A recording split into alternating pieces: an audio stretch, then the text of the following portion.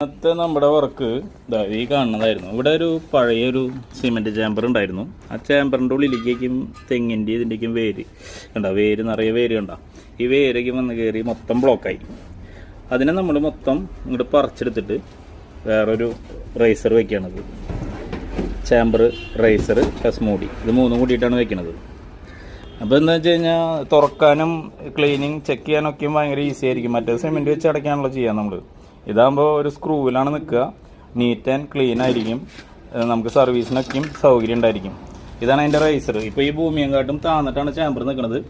അതിൻ്റെ മൂടി ഇതാണ്. നല്ല വെയിറ്റ് ഉണ്ട് ഐറ്റം. ഈ വാഷറിലെ സിലൈഡ് തേച്ചിട്ടാണ് നമ്മളിത് പിടിപ്പിക്കുക. ഇതാണ് സിലൈഡ്. ഈ ഐറ്റം ഉപയോഗിക്കും, എന്നിട്ടാണ് നമ്മളിത് പിടിപ്പിക്കുക. സിലൈഡ് ഇതിലിങ്ങനെ അപ്ലൈ ചെയ്ത് കൊടുക്കുക. അറിഞ്ഞു